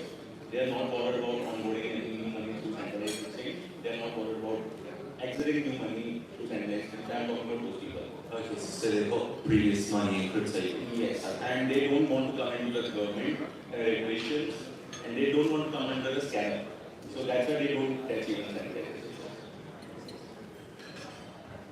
So I think the key takeaway for me here, especially when we're discussing the specific point, is centralized players to a great extent will still be a significant part of the Web3 ecosystem. They might not be the decentralized bit, right? But they are going to be important in facilitating the transition of anybody who is not part of the ecosystem to get into the ecosystem. Like Edward said, centralized exchanges are usually, in fact, the majority of Web3 participants have come from somebody who's been to a centralized exchange first in one way or another, and then sort of participated in the ecosystem. And as we've been discussing, on-ramps and off-ramps, especially getting any sort of money into your wallet, any sort of funds into your wallet, will still include centralized players before you're able to be truly a part of the decentralized world, right? I think that's my key takeaway here. Cool. So I think the last topic we'll touch upon before we end this is, so personally speaking, I think we started off with, the Web3 journey has been where first the tokens exploded, then you had NFTs that came in, that was the next big wave. And me and my friend were sitting one day, geeking out over a Zoom call in the middle of COVID, and we were like, the next big thing is probably going to be DAOs, right? Unfortunately, I haven't seen the DAO explosion yet, right? Probably it's still on the way. I'm still holding on to that hope, but now I want to get your thoughts on essentially, what are your thoughts on sort of community-driven governance, basically the kind of model that DAOs vouch for, right? And what is its significance in the DeFi space? I know that we're running out of time, so we can keep it brief, and then we're probably going to close it on that one. Yeah, so even I was having the same conversation during COVID with one of my friends, and we were thinking of starting a DAO starter kind of thing, where protocols can come and start their own DAOs, transparent. But the thing is, things are changing now, but if you talk about from 18 till 22 era, DAOs were not transparent. So DAOs are working based on the tokens of particular entity is holding, and most of the tokens were held by a particular protocol itself. So things were not that transparent, but things are changing now, where transparency is increasing if we talk about 23. And I think things will improve. DAOs are going to play a major role in the whole ecosystem. And I believe DAOs are something which will make it a fully decentralized part. So, like I was telling you about front-end being changed, back-end being changed, I think DAOs will think for that. So, they will play a major role in the future. Yeah, I think you pretty much covered it. I think DAOs are a really good way of finding out what your audience really want. Because as a company, there's only so much you can really gauge, and that's what it really helps with as well. And like you said, like with the majority of the company owning those tokens, I don't necessarily think that that's an issue, because they've obviously got it right, because they are the owners of the tokens. And I think I do think it's a very good way of being able to track what your community actually want. Sometimes I do wonder with DAOs whether there can be a conflict of interest. So whether members and token holders of the DAO are sort of looking for a short-term gain, perhaps with a new token launch or otherwise, rather than looking into the long-term benefits of the company. And that's one of my concerns about DAOs as well, which is kind of why I think it's good to have large stakeholders in the ecosystems. But in general, I think it is a very good, thing to have. I think it's super interesting the kind of points you folks have brought up, because in a sense, if you sort of look at a hyper decentralized world, let's say that Web3 is the thing, it's not mainstream anymore, it is the thing, everything is decentralized. Technically anything can be decentralized. You can have an entire company which is being run by a DAO. A DAO is a company, right? A DAO can be a sports team, a DAO can be anything. A DAO can be an NGO that has been established to sort of further a particular mission, right? So I think the DAO mechanics, especially the transfer of value, especially because an entire DAO is incentivized by the tokens and the value that these tokens hold for its community members and the kind of utility that they might have attached to it. Those are things that are still being sort of worked out. But I think going forward, a lot of the protocols today, a lot of the blockchains today, like for example, one of the up-and-coming chains that we work with, Scroll, it has the Scroll Foundation behind it. A sister company for Etherspot, the Pillar wallet, it has something called the Pillar Foundation behind it. So these are the reason why you have these foundations which are running. Ethereum has the Ethereum Foundation, not Vitalik who's running the Ethereum company. Right? There's a reason why, because the DAO model hasn't been perfected yet. And the foundation model which is currently running the systems is as impartial as it gets for now. So going forward, you might see more and more, as and when you've got decision-making processes that get more and more decentralized, DAOs start coming more and more into the picture, and thereby contributing to the growth of DeFi itself. I think that's what I'm taking away from what you folks have said in terms of how DAOs itself and this sort of governance, the decentralized governance models are going to impact even decentralized finance. Yeah. So I think on that note, I'm going to close it with one last question, which is, do you have, especially for folks who are going to be building into the DeFi space, if you've got any suggestions, any pitfalls that they should watch out for, any challenges that you foresee in, let's say, this year, the next year, and let's say the next 2 years, let's say until the next bull run, what should they be keeping in mind when they're building? And we're going to close on that note and open this up for dinner. Sure. So I would like to keep it to basics itself. So Web3, many people consider it's like Solidity or Rust or Solana. It's difficult. Web3 is not difficult. It's just a change of mindset. That's it. So just change your mindset. Languages are not difficult. Just start with it. You will get to it. So that's the negative. Yeah, well, one thing that I think is really important to be mindful of, especially when we're creating a new crypto business, is regulation, which we kind of touched upon. But there's been so many features that I've wanted to implement into my platform. And I've sort of started the process, writing down thoughts, that sort of thing, to find out that it's just not possible in many regions around the world. So my recommendation is to not waste time on that, and to ensure that your regulatory points are very clear, whether that be with your token, whether that be with your smart contract, or your organisation in general. It's really important to make sure you're following the regulation. And also, the company you're operating in, whether that be as a custodian, an exchange, or whatever other business activity you're doing. It's important. All right, I think on that note, we're going to end the DeFi panel. Thank you so much, Shivam. Thanks so much, everyone, for being here and for starting an insightful conversation. Thank you. One group pic. This is a small photo.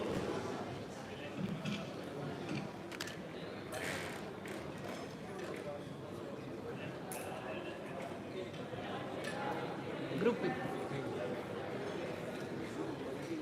కొంచెం వెనక్కి వచ్చారా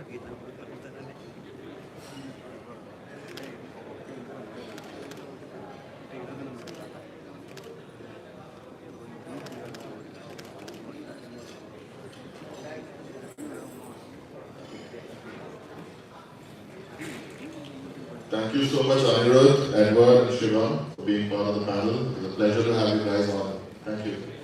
Thanks. Folks, we have one more panel. We have guys from Energy Crypto who are going to be logging in from the US, so the time zone difference is there. We have Jatin Pandya from Zeev, and we have Sakshan Taneja from Polygon, who's going to represent, and the panel is going to be moderated by Jatin. Give us about 5 to 10 minutes. We're just setting it up, so it's a bit of a phone call here and there. In the meantime, please help me. The buffet is open.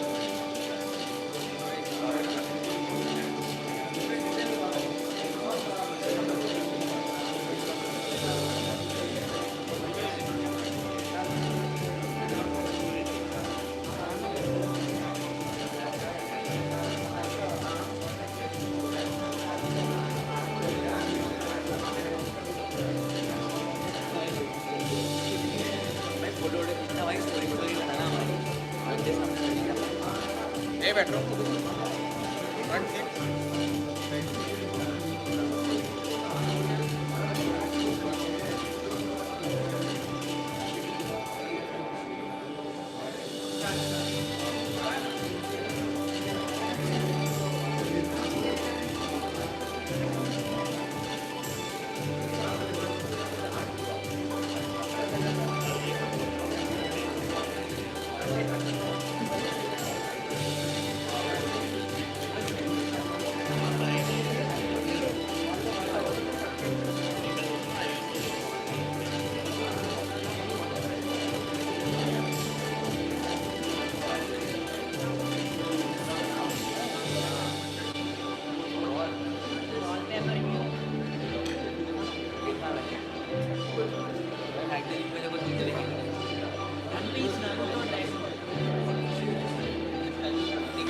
Some ideas are already in the pipeline. Don't think about that.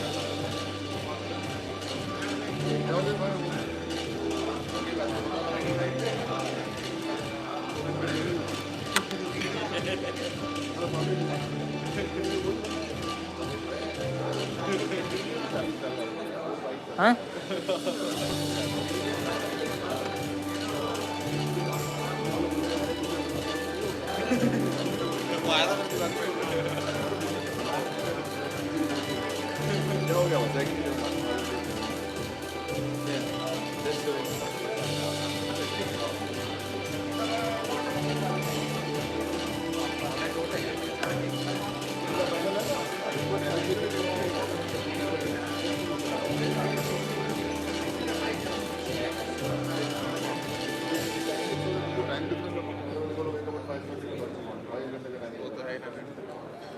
एक तो माँ के दूसरे का नाम क्या है?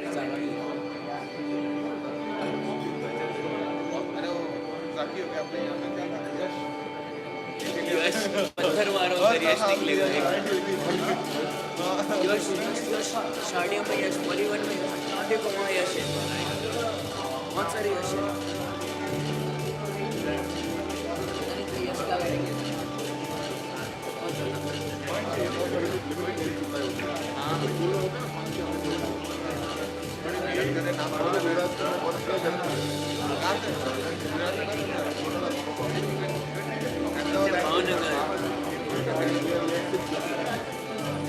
Common Gujarati नाम है ना।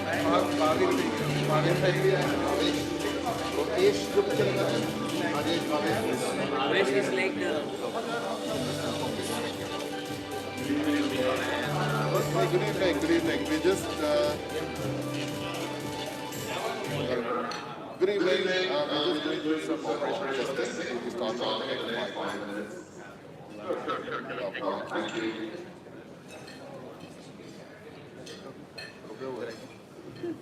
भाई तेरा हो गया सेटअप,